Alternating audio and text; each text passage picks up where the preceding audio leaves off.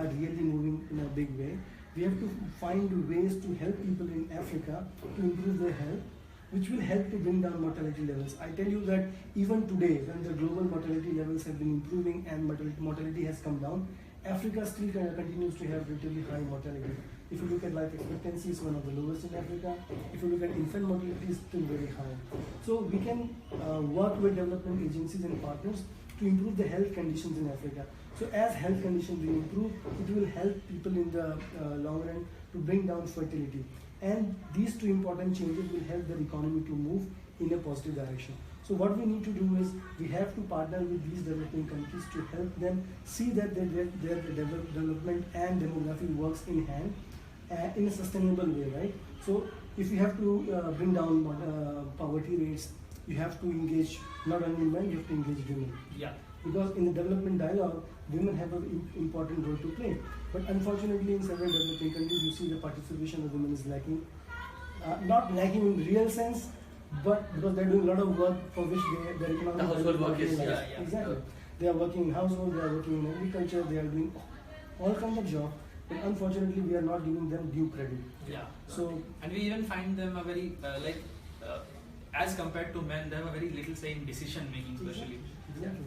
So if we recognize their value of their work, if the society recognizes that, it will really have tremendous implication, because there have been a lot of research which proves that female education is one of the most important investments which a country can make, and it can have tremendous impact on the household and the community in the long run. So if this way, if we can empower these developing nations through education, family planning, gender equity, this can help world to grow in a sustainable fashion. So, sir, a question here from our audience. Amar Jyoti Chaudhary asked that is India ready to reap the benefits of demographic transition? If not, how much time we have to prepare ourselves for that, in light of what we have been discussing? Yeah, so that's an important question, and we are in that phase right now where if you look at the share of young Indians, we are a young India, where because 50% of our population is below 25, So if you target 2050, from 2020 to 2050, these young 25 years old Indian today, in the next 25-30 years, will determine the destiny and future of our country, right? So we have to invest today, and how we are doing that? We are trying level best to government and other international agencies, improving the educational standards of our people. Look at the literacy levels in the last 3-4 decades in India have improved, but there are still ways to go. There are rural differences, there are differences by social and religious communities who are lagging behind. So we have to work at the aggregate level, plus we have to also plug in social equality, because we cannot just go on improving the aggregate picture of country as a whole, leaving behind rural India, leaving behind other people who are from socially marginalized section of society. So we have to make sure that whatever progress we are doing in terms of health, education, gender equity, we have to consider the regional differences, we have to consider the social differences. So one of the important agenda within the Sustainable Development Goal framework is to reduce inequalities, right? Yes. So when we are reducing inequalities and making investment in these important drivers of education, health, and gender equity, this will take care for Indians who are 25 years now, and the next 25 years who will be the global leaders tomorrow. It will automatically take care of India's growth story. Yeah. Sir, a question probably from Nandlal Bhaiya. How gender bias causes population explosion in India, and how it's related to this year's theme? That's a very serious and important question. Unfortunately, what has been witnessed in many countries, including India, is that when the country is on the trajectory of fertility decline, means people want to have one or two children or small family size, but they also have means and technologies to unfortunately identify the sex of the fetus, and many of families and couples in India unfortunately consider this cultural thing of the male child. Yeah, preference of the male child, and the females are seen somehow, unfortunately, as disadvantageous. So sometimes technology can be used in negative ways as well. So because of this practice of son preference or girls dispreference, what is happening that now people are just looking for one or two children, and they want at least one child. So through application of this identification of the fetus, people are aborting it. Okay. So India adopted this legal abortion in 1972, and the illegal abortion, there was an act to control it, was came in 94, But still, unfortunately, we have the regulation, but probably somewhere we are lacking the implementation. How to curtail the menace of aborted female fetus? Because we have to realize that these girls are equally capable enough, they could be easily loved, and they can be really an important part of India's growth story. There have been some positive initiatives taken in different states in India, and we have started looking at the positive side. But this is something which, I mean, you also see within most educated people where people have preference for daughter, which is unfortunate. So the need for involving community comes in there, you know, where the local community can come together and set positive example where girls have been doing. If you look at India, I mean, any sector if you take, girls are leading in all the sectors. Yes. Sir, a question from Ayappa Das AM from IIT Madras. What is fertility rate in India more connected with? Economics or gender power disparity? Well, yeah, it's very difficult to pinpoint one factor why it is so, but if you look at the history of fertility chain in India, particularly started from the southern states, and today most of the southern states have got a fertility which is below replacement level. That is, each couple is being replaced by another couple. So why in the southern states fertility started declining early? So there are a lot of factors behind this. First is like education, Yes. social reforms, plus there are a lot of heterogeneity in terms of religious affiliations. They have relatively advanced urbanization levels, right? And they have been connected to outside India as well, right? So education, social reforms, then social cohesion, these have been important factors, right? I mean, it's very difficult to say that only poverty is responsible for high fertility. That's not the case. Yeah. I mean, in the last 10, 15 years, it has been seen that fertility decline among uneducated women has been witnessed, you know.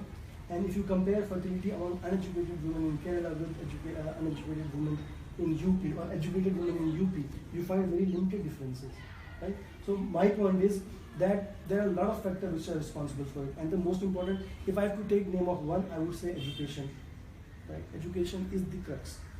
So we do find this trend, you know, you just said that among southern states there has been a good step in controlling population, but we don't find the similar trends in northern states, especially in the larger states of UP, Bihar and Madhya Pradesh, and especially in the northern belt. What are the more positive steps that are being taken by the state governments there or say by the central government? Also, a related question here, sir, that some South Indian politicians have already expressed concerns about delimitation Yeah. that is being done by 2026.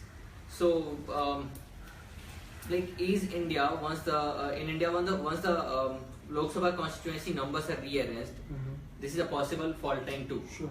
So, what possible approach can we have to avoid this? I think these are important challenge for India. Let me come to the first question with regard to how in the northern states, what the positive initiatives the government are taking, right? So recently the government of India came up with this idea of identifying the high burden districts in terms of fertility rates. So the government of India has identified around 150 districts out of 650 odd districts in India and focused on the social and economic and demographic issues, especially with regard to these districts. Okay. So other program was like the government of India also started providing the family planning kits at the time of new marriage of the couples, inform them about the choices of family planning methods, how they can help them to achieve the desired family size. So these are initiatives which the government is taking, right? And with regard to your question on the delimitation, well, this is an important question, and also the Supreme Court has right now fixed 1971 as the benchmark for the delimitation of the Lok Sabha seats. Yes. And this is something which will test our federal structure of the country. Just to give the audience a background, so the number of Lok Sabha seats has remained unaltered since 1971 census and may be only changed by 2026. So states which have implemented family planning widely like Kerala, Tamil Nadu, Punjab would stand to lose many parliamentary seats representation. And states with poor family planning programs like Uttar Pradesh, Bihar, the higher fertility rate would get an advantage. So that's a possible fault in the family. Exactly, and we have to see like how India will come out from this potential challenge, and I'm positive we'll find some way out. Okay, sir. Like currently we are like looking forward to close this discussion. Just one more question from audience. Sure. Sharda Priya has a question. Sir, how have the population trends changed with modernization? So modernization and the connection of population trend. Is it possible to even expect a healthier and wealthier world by 2050, considering the fact that by 2050 the world would be a home to over 9 million people? Well, it's a very important question, and we know that we are living in a world which is going to be increasingly urbanized. In India, if you see that our urbanization levels are still relatively less as compared to global level, but if you look at the consumption of food and changing food consumption pattern among people at the global level in India, so we see that the average weight of nations is rising. There's been a lot of research which comes out and says that average weight of people is rising. If you look at the obesity rates, it is rising. If you look at consumption patterns of food among people, it's changing. Now people are shifting from more kind of vegetarian diet to the non-vegetarian diet. Per capita income at the global level and at the regional level is also rising. But what are the costs? At the one hand, we are becoming more urban, we are becoming more, healthy, we are gaining more weight, but then health is a big issue, At the one side, we are controlling the communicable diseases, infectious diseases, but the other implication is degenerative diseases, lifestyle diseases, health, issues related to population aging, So the health issues will be there, and we have to practice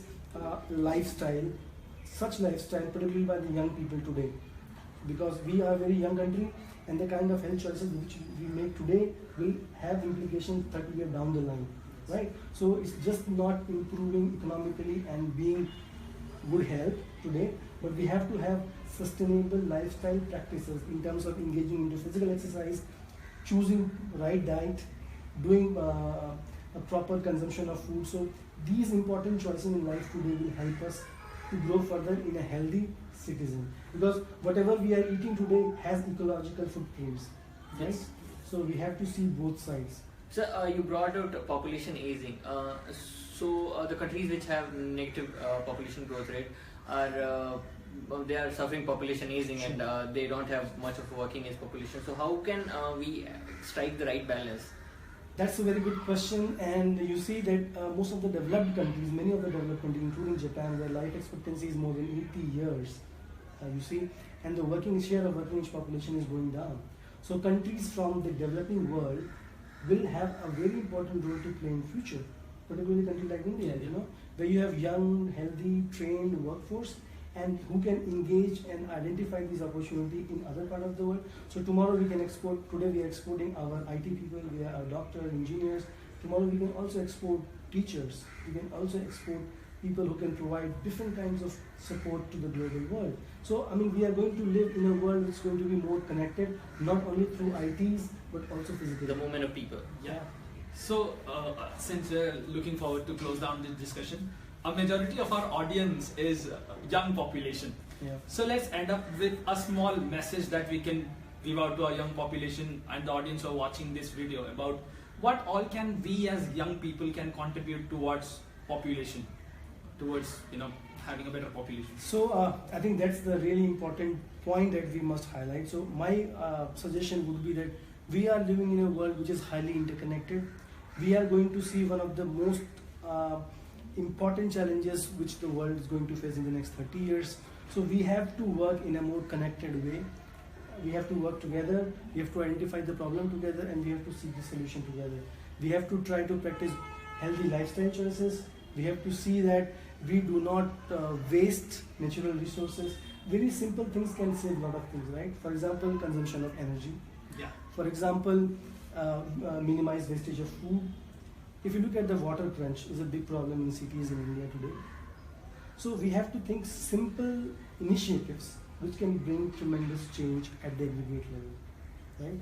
So with this message, I can say that this young India has got tremendous talent, potential, and energy, and this energy need to be properly guided, and this can help country and world to progress on sustainable path.